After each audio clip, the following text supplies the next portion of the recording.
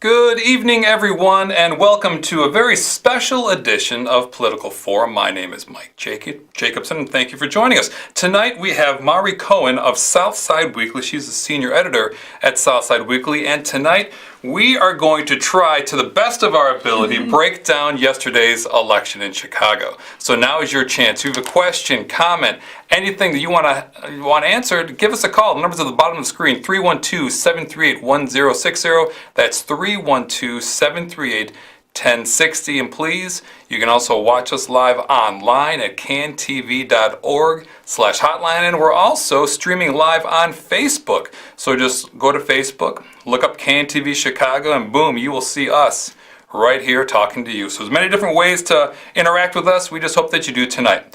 Okay, so Mari, let's now, overall, the election is, obviously, what's the last 24 hours been like for you, in covering this? It's been intense. I think that there were a lot of surprises. I would say, Monday night we put out a big story at the Southside Weekly about, and lots of different politics articles, stuff about, the wards in Englewood, and then we all just kind of, went home to see what would happen. And I think, the mayoral race, I don't think that we were necessarily expecting those two in the runoff, and also some of the incumbent aldermen that got unseated. I don't think we were necessarily expecting that to happen outright. So I think that it was a pretty unusual election in a lot of ways. So it was 14 people who were running for mayor, which was the most ever for the city of Chicago. And from that, two came out on top. Lori Lightfoot and Tony Preckwinkle. Do you think those two are surprised? I just think that a lot of people had expected, because of some of the more recent polling and that sort of thing, that Bill Daley would be in that runoff. And there were moments when I think that Suzanna Mendoza was a name that people thought might be in the runoff, that Gary Chico was a name that people thought might be in the runoff. And so a few weeks ago, Lori Lightfoot was really not polling very well. People say, I think the Sun-Times endorsement did a lot for her. Yeah. She got some late in the game endorsements like David Orr. And also, I think that Preckwinkle, on the other hand, was sort of pulled back by the association with Ed Burke and that sort of thing. And so I think seeing Lori Lightfoot come out on top like that was a big surprise for anyone a month ago. I don't think they would have believed you. So moving forward, April 2nd is going to be historic. We're going to have the third African-American mayor of the city of Chicago, and we're going to have, that's right, the third and then the second female mayor of Chicago. So it's historic in that sense. Moving forward, so let's just try to break down those two candidates. What are their strengths, that you're expecting that the voters are going to hear about within the next month? Sure. So I think that both Preckwinkle and Lightfoot have kind of similar platforms in a lot of ways, and that both of them are kind of running out and proud as progressives, and both of them have sort of, endorsed an elected school board and, ending charter schools. Both of them are talking a lot about police accountability and that sort of thing in a way that both of them have endorsed finding ways to pay the pensions to current employees, and a lot of differences actually from Rahm Emanuel on both sides, and differences from Bill Daley. I think that people are attracted to Lightfoot because they see her as kind of an outsider who's not so much of a machine candidate, right. And so that's been a big selling point for her, especially as this Burke stuff has been going on. I think on the other hand, Preckwinkle has had a lot of results at the county level and built a lot of relationships that way. And she has spent a lot of time working on criminal justice and education issues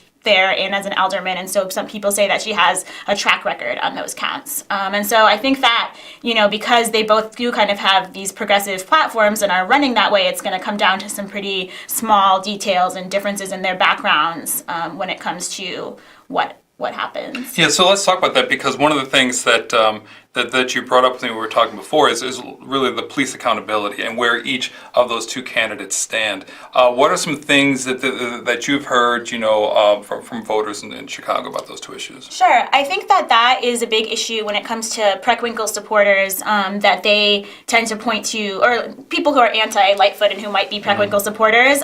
Lightfoot is definitely running as someone who is really in favor of police accountability and police reform, and she has, worked on that kind of stuff and been on the the head of the Chicago Police Board, but some progressives and police accountability activists are kind of concerned about her record there. They think that she wasn't always promoting accountability when she was on the board, particularly with the case of, I believe, Dante Servan, who shot Rakia Boyd, and they felt like she wasn't, acting in the community's interest in that case. And then also, when it comes to the No Cop Academy campaign, she hasn't fully endorsed No Cop Academy, but Preckwinkle has.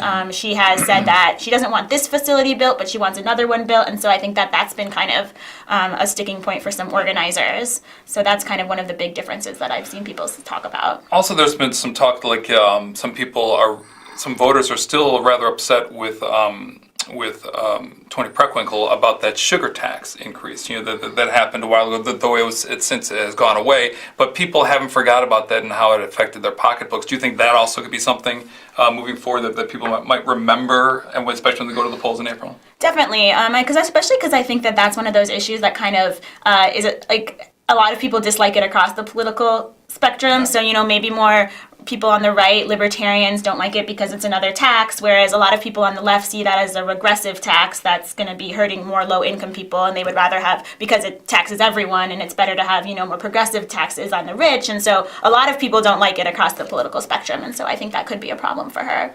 And also, describing the two, Toni Preckwinkle, she's been in the Chicago political scene for a long time, as Alderman, obviously Cook County Board President, so she's coming from that angle. We kind of mentioned before, whereas, Lightfoot's coming from as a former federal prosecutor that held, Alderman accountable and was the former chair of the Chicago Police Accountability Task Force that held police accountable.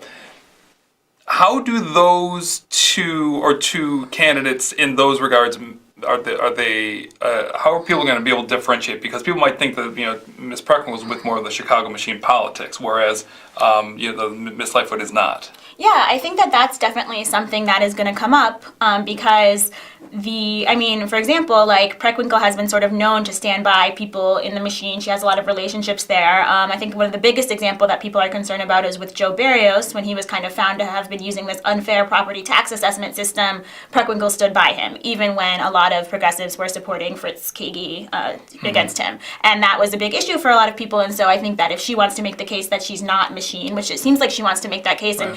And she already is pointing fingers at Lightfoot saying, no, you're the one who's been working with these insiders. Right. I think they're both going to point fingers at each other about that. And Preckwinkle is going to have to, make a good case for why she's not going to stand by people like Barrios in the future if they're found to have wrongdoing. Or even, her ties with Burke. I think that's going to be a concern. And so she's going to have to make that case if she wants to win.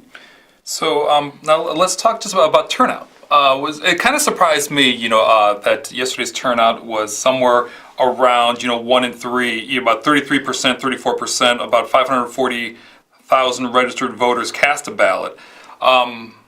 What's your take on that? Yeah, I think that a lot of people were disappointed about that and that it was kind of a surprise. One reason that I've seen cited is that there were just so many candidates, and that was pretty confusing for a lot of people. And I think also people were making some pretty tough decisions up until the end, and perhaps because there were so many candidates, and then there were multiple candidates who had similar platforms and kind of similar associations, in the same way that, for example, Preckwinkle and Lightfoot have similar progressive platforms going into the runoff, and so then it's it's kind of hard to vote if you don't really feel that confident in who you're voting for.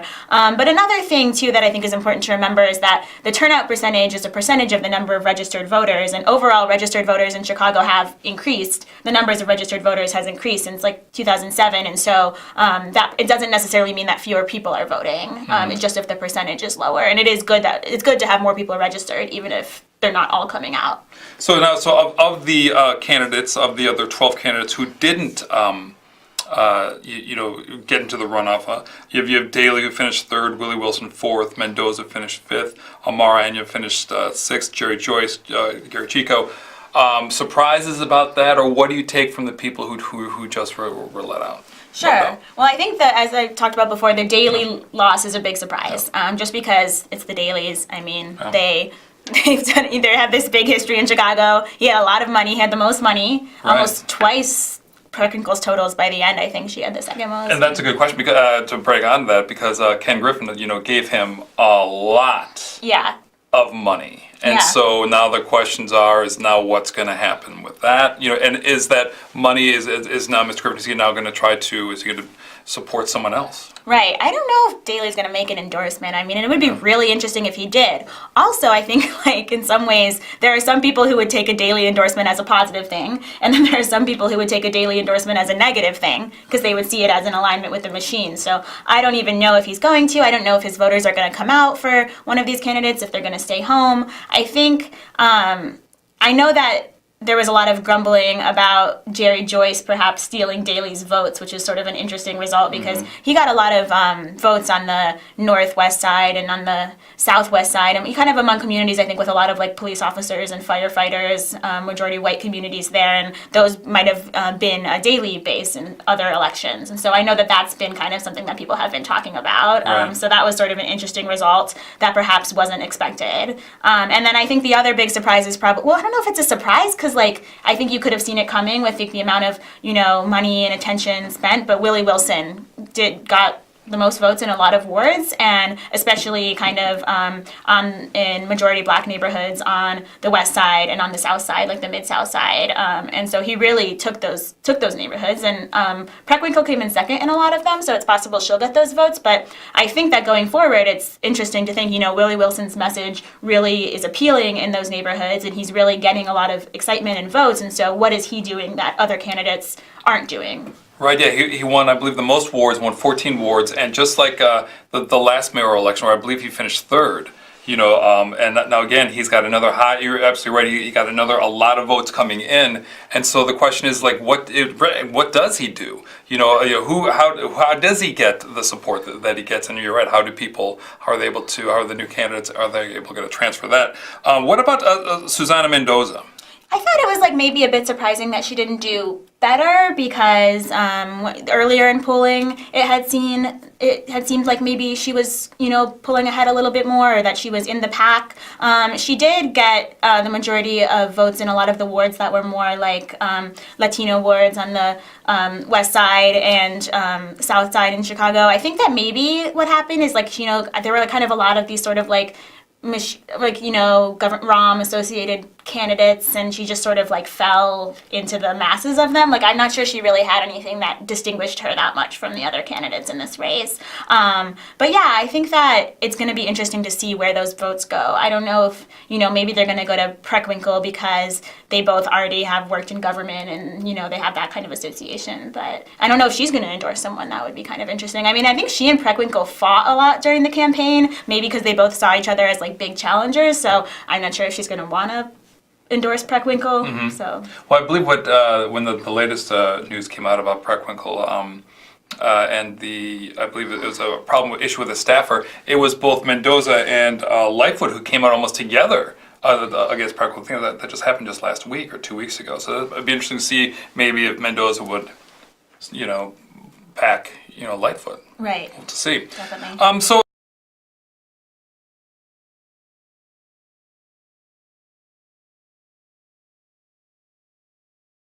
Chicago voters who were just disgusted by just all the different things that are happening with Chicago, and a lot of things that they don't see any improvement, whether it is governance, whether it is, hey, looking, there's this huge pension hit that's coming down the road, crime, the gun violence, and so they said all this time that it's been going on for years and years, and there's nothing being done about it, and so they're like, well, why should I vote then now?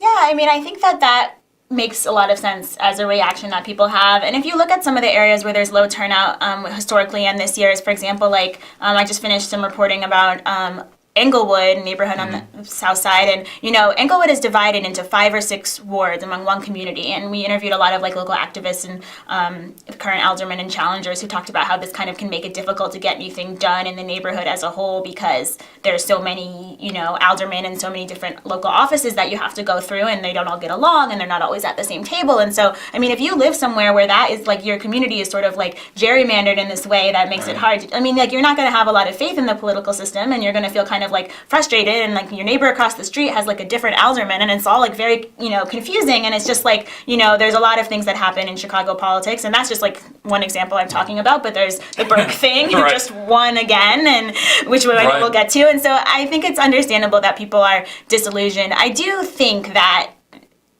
stuff, I feel that way too a lot about Chicago politics. I also think that this year does seem like a pretty significant turning point, in that both of these people, whoever is mayor, is going to have a really significantly different platform and vision than Rahm Emanuel. Right. And so it'll be very interesting to see whether they carry that out, how that works. But it does seem like things are going to change in Chicago politics at some level based on whoever this, like Lightfoot or Preckwinkle, are both going to be very different than Rahm Emanuel, and that'll be interesting to see. Can you forecast, what do you think, what do you think is the most important thing that either candidate, or what do you think one candidate would do to address first? Would it be the violence?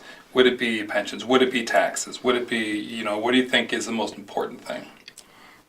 That's a good question. I don't know. I mean, I know that like both of them have been interested in that like property tax for, things sold at like over $1 million. And I don't know if they would try to move on that first to solve the pension problem. I'm also kind of curious about how quickly they might try to implement the elected school board, and if that's something that they would start with, especially because, that's something that's so important to a lot of voters. A lot of voters are either, parents, or, the education system touches so many people, and that's kind of something that you have to get off the ground if you're going to change that policy. And that would be a big change in how things run in Chicago education. Exactly right. So that, I don't know what they're going to do first, but I'm going to be interested to see what happens with those things. Also, maybe they're going to, I don't know if they, for example, like what they would do around like this Cop Academy proposal. Like, are they going to try to it's already going forward, and these, there's votes this week. Last week actually, I think. Mm-hmm. But, are they going to try to like put brakes on that? Are they going to try to change that? I mean, that's something that you would kind of have to do immediately, because it's something that's going on right now. So now let's try to break down now some of the aldermanic races. There was a lot of surprises last night, and going into today's as the results keep trickling in. One of the things that I want to talk about is 14th Ward Alderman Ed Burke. He's got this investigation that's ongoing. His offices were raided by the government officials, by federal officials. Yet he won with over 50% of the vote, so there's not even a runoff.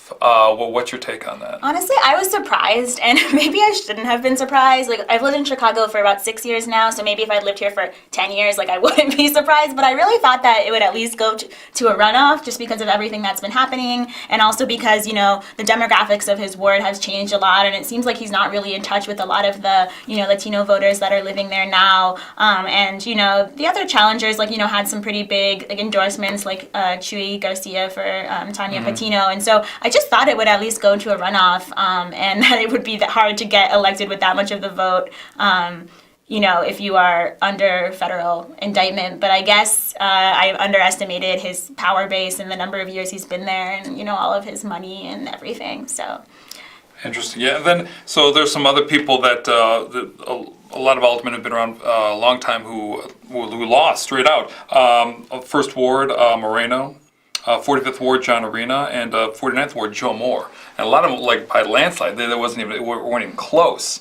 So were you surprised about it at any of those races? I think that, I don't know, I think that, I had heard a lot about those challengers, and they had been in the news a lot. I mean, I think that it was clear that Arena was getting a lot of, pushback during the whole affordable housing thing, and I think that, in some ways it's a pretty interesting situation in which a politician supports something that's pretty unpopular in his ward because he thinks it's the right thing to do, and, he ultimately paid the political price for it, but that didn't stop him from pursuing that policy when he was in office, and he, I think he sort of maybe knew that was coming, and so that's, I think of something that perhaps you don't see that often in Chicago when people are really trying to keep their seats and that sort of thing. So I think it's surprising in that, it happened this way, but maybe you could have forecasted it knowing what happened around affordable housing in Jefferson Park and all of that stuff. I think with Moore, I thought that there was definitely going to be a runoff because I knew people were really excited about Maria Haddon, but I wasn't sure if it would be that he would just totally get blown out of the water by this just because he's been in there so long. Right, absolutely. Looks like we have a caller. Caller, are you there? Do you have a question or comment? Hello? Yes, hello. Hi, thank you so much for taking my call. Mm-hmm. So I wanted to know this. I read a lot about millennial voters. Apparently they were a huge factor in the elections we had in November, and I thought people were expecting them to be a big factor in these elections. Do you think that the low turnout means that perhaps millennials weren't interested, or what? Because I felt like a number of them did well in the aldermanic races, but what do you think this election says about the millennial vote in Chicago? Thank you for that question, caller. Yeah, so millennial voting, I believe almost all the age groups, they were down, but millennials were down too. Yeah, that's really interesting. It's a good question. I'm a millennial, and so a lot of the people I associate with are millennials, and I think I don't have scientific data on this specifically, but my sense is that I think a lot of millennials just didn't really feel like they had one candidate that they were really that excited about, at least in the mayor election. I think in some wards, people had an aldermanic candidate they were really excited about. But I think Amara Enya was probably like the candidate that was most aimed at these kind of, young, maybe progressive, maybe more radical millennials who have been out with groups like Chicago Votes and that sort of thing. And, Amara Enya, she just never really, I don't know, at the end, her campaign was sort of, dogged by some scandals and some issues that came up and some dubious associations like with Dorothy Brown. And so she was just never really that exciting progressive candidate that I think she wanted to be. And so I think millennials saw that and they weren't that excited. And then maybe Toni Preckwinkle, Lori Lightfoot both had some of their issues that we talked about earlier. So I just think maybe there wasn't really someone for them to rally around. And so I definitely think going into April and into future elections, Chicago politicians are really going to have to think can I be someone who actually has a vision that is going to speak to the young people who live here? Because I do think young people want to be invested and they do a lot of organizing and they do a lot of political stuff. So it's definitely something to think about. Great, thank you again, caller, for that question.